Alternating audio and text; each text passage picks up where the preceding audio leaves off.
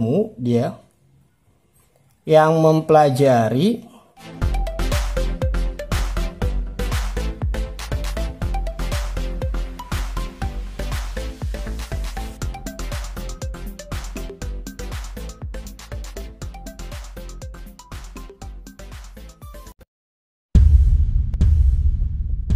Assalamualaikum warahmatullahi wabarakatuh. Halo, apa kabar sahabat-sahabat semuanya? Hari ini ketemu lagi bersama gue Oji di channel Ojan Design. Dan buat lo yang belum subscribe, jangan lupa subscribe dulu, bantu channel ini lebih berkembang lagi. Thank you. Oke. Hari ini kita akan bahas hakikat fisika. Nih ya, ini adalah pelajaran fisika SMA kelas 10 ya di semester 1 ini ya, untuk pembelajaran daring kan. Ini mudah-mudahan membantu kalian dalam belajar. Nah, apa sih hakikat fisika itu ya? Nah, apa sih fisika itu?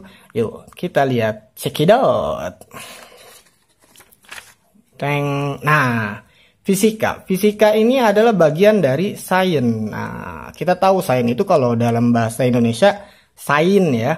Nah, ini dia termasuk artinya adalah ilmu pengetahuan. Nah, yang kita tahu waktu kalian SMP kan ilmu pengetahuan tuh ada apa aja? Pasti kalian tahu ada biologi, iya enggak? Nah, ada biologi, ya kan? Terus ada fisika.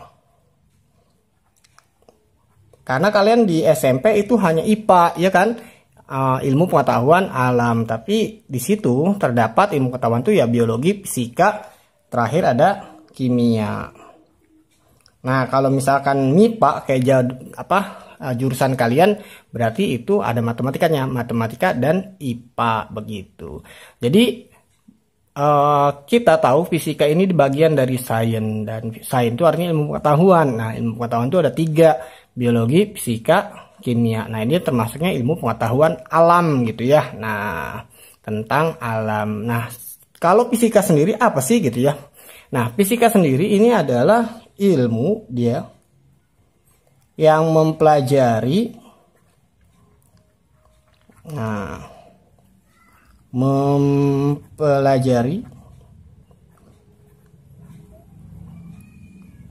energi. Nah, energi kelihatan nggak ya? Tulisannya jelek banget ya, nggak apa-apa lah. Mempelajari energi dan materi. Nah, beserta apa? Ada yang tahu? Beserta interaksi antar keduanya. Nah, seperti itu. Interaksi antar keduanya. Susah ya ini ya. Tulisan gue jelek banget ya. Hahaha, nggak apa-apa lah. Nah, keduanya. Nah, seperti itu. Jadi, fisika sendiri itu adalah ilmu yang mempelajari energi dan materi beserta interaksi antar keduanya. Jadi, dia khusus dalam ilmu pengetahuan alam yang mempelajari tentang energi dan materi beserta nih antara interaksi antar keduanya. Begitu. Misalkan kalau kita tahu nih energi, misal kalian tahu kelapa jatuh kan ya? Nah, kelapa jatuh itu gimana bisa jatuh? Nah, si kelapanya itu sebuah materi ya kan? Terus bisa jatuh. Nah, itu karena ada energi. Nah, jadi kita hanya membahasnya bukan hanya energi dan materi saja, tapi interaksi antara keduanya. Seperti itu. Itu untuk fisikanya. Nah, selanjutnya.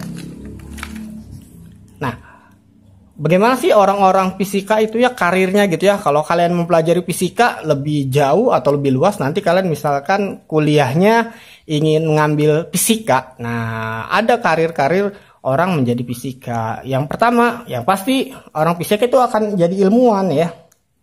Nah, ilmuwan ini adalah orang-orang yang bekerja di lab gitu ya.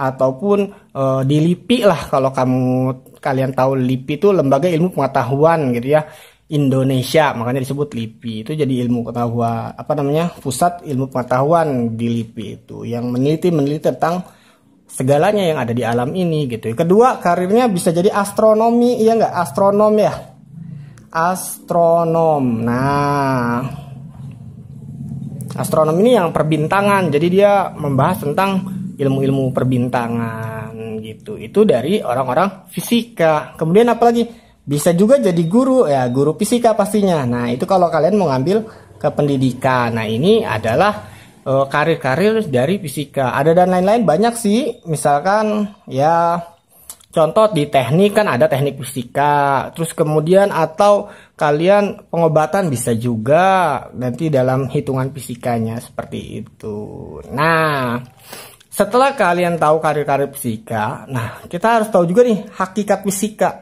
Kalau tadi kan ilmunya itu ya, apa itu fisika. Nah sekarang hakikatnya. Nah sebelum itu, karena fisika ini termasuk sains, kita harus tahu dulu nih hakikat dari sains itu sendiri. Nah hakikat sains itu sendiri ada satu, dia itu sains sebagai produk. Nah sebagai produk itu apa? Produk itu berupa ilmu pengetahuan. Pengetahuan itu disebutnya produk. Jadi dari sains, hakikat sains itu ada 3 ya. Pertama produk. Kedua ada apa? Sikap.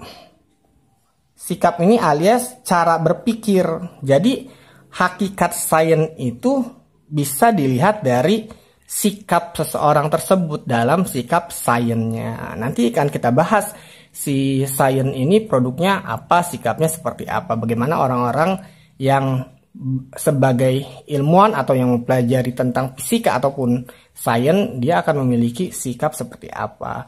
Kemudian yang ketiga adalah sebagai proses. Nah, seperti itu ya. Jadi kalau hakikat sains itu produk sikap dan proses, maka hakikat fisika ini ya, maka hakikat fisika itu sama. Jadi fisika sebagai produk, nah sebagai sikap, jadi fisika sebagai sikap, yang terakhir adalah fisika sebagai proses. The way of thinking, the way of knowledge, the way of thinking dan the way of proses gitu ya. Jadi ini adalah produk, sikap, dan proses. Nah fisika produknya apa gitu ya. Nah fisika itu produknya macam-macam. Bisa satu bentuknya ada fakta, ya enggak. Misal contoh bahwa dulu seseorang bergerak itu kan ada kecepatannya ya. Kecepatannya ternyata bisa dihitung. Nah itu fakta, ya enggak.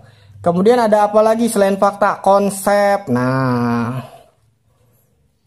konsep ini berupa produk-produk fisika. Terus apa lagi selain konsep? Ada lagi yang bentuknya yang pasti kamu tahu, rumus, ya enggak? Nah ini paling yang kalian nggak suka nih ya. Fisika itu ada rumus-rumus seperti matematika gitu. Nah terus kemudian ada apa lagi? Bisa juga dalam bentuk teori, ya enggak? Mulai dari teori percepatan gitu ya. Nah itu. Terus kemudian ada apa lagi? Bisa berupa hukum. Nah hukum Newton, ya enggak, hukum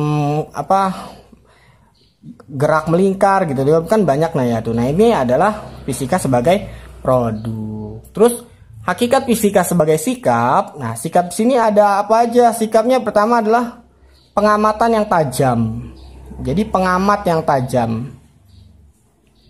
Jadi sikap yang diinginkan orang yang belajar fisika itu ya pengamatan tajam gitu ya. Terus kemudian apa? Objektif. Nah jadi berdasarkan fakta gitu. Nah objektif. Kelihatan nggak ya? Objektif. Udah nggak apa-apa lah. Nah yang ketiga, sikapnya juga mau berbagi. Nah jadi kalau kita belajar fisika harus mau berbagi, sharing. Nah ini tuh yang pasti apa lagi? Jujur. Karena kalau tidak jujur berbahaya. Misalkan kamu lagi bikin apa, misalkan contoh kemarin kalau kalian tahu kisahnya Albert Einstein ya. Nah dia tentang materi kan, itu bisa jadi bom atom gitu kan. Nah makanya dia harus jujur gitu kan. Terus prosesnya. Nah prosesnya ini mulai dari mengamati, ya enggak. Di mana ya nulisnya ini ya? Nah sebelah sini aja lah ya. Nah kita gas di sini tembus ke sini, hahaha ya. Nah Dalam proses ini hakikat fisika mengamati, ya kan? Amati terus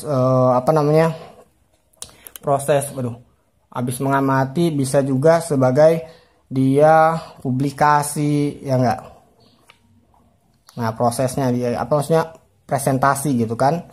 Terus kemudian mengamati, publikasi, presentasi gitu kan.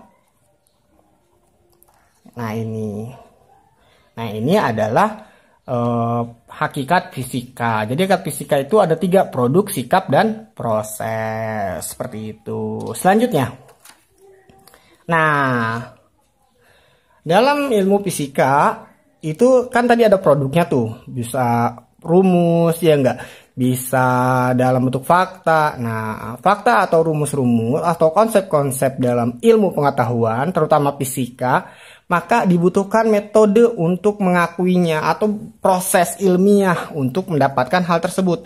Nah, proses ilmiah itu disebut dengan metode ilmiah. Nah, metode ilmiah ini ada beberapa tahap atau ada beberapa tahap yang harus dilakukan untuk menjadi sebuah teori ilmiah atau fakta ilmiah.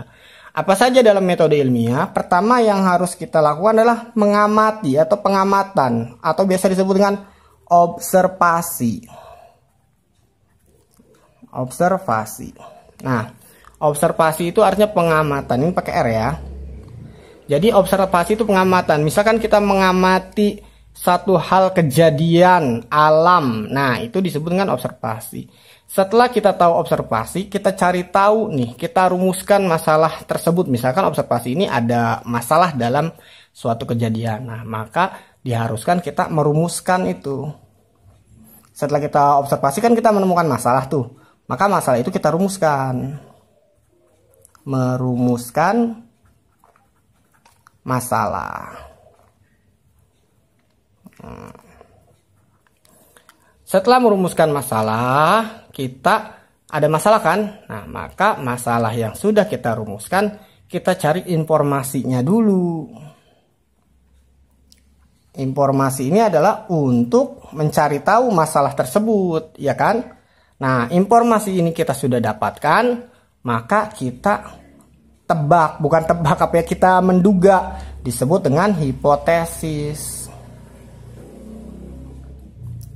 Nah, jadi ada masalah, kita cari tahu nih, masalah ini kayaknya bisa kita gunakan dengan gitu ya, dengan misalkan masalah, contoh misalkan kalian pengen makan gitu ya. Nah, gimana caranya kalian bisa makan? Nah, kalian cari informasi dulu, misalkan beli di warung, nyari toko yang udah buka. Nah, baru kita menduga. Nah, kita duga misalkan, oh ini lapar gara-gara apa gitu, karena tidak ada makanan. Nah, ini adalah disebutkan hipotesis. Hipotesis itu artinya dugaan sementara. Setelah ada hipotesis, maka kita lakukanlah apa?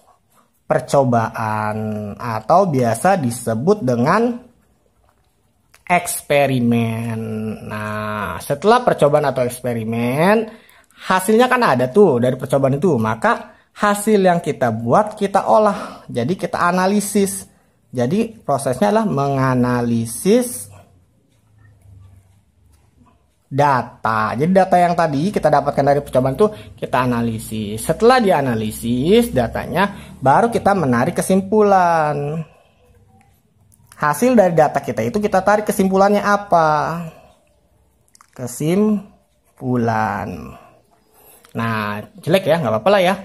Nah, setelah kesimpulan ini kita dapatkan, baru kalau misalkan hipotesis kita atau dugaan kita diterima, maka ini kita coba ulang. Kalau berhasil ya. Kalau misalkan berhasil, kita coba ulang. Tapi kalau misalkan kesimpulannya tidak diterima atau misalkan gagal, maka kita cari lagi ke hipotesis. Jadi balik ke hipotesis. Kalau diterima, kita lakukan percobaan lagi. Kalau tidak berhasil, maka kita lakukan hipotesis lagi. Nah, kalau sudah dicoba, terus dianalisis lagi, kesimpulannya sama, maka barulah muncul disebut dengan teori ilmiah. Nah, inilah yang disebut dengan metode ilmiah langkah-langkahnya. Nah, sampai sini dulu kita belajarnya. Nanti kita lanjutkan lagi. Oke, kita akan bahas satu persatu ini. Oke, terima kasih. Jangan lupa like and subscribe channel Ojan Design. Kalau ada pertanyaan, boleh kalian isi di kolom komentar. Terima kasih. Wassalamualaikum warahmatullahi wabarakatuh.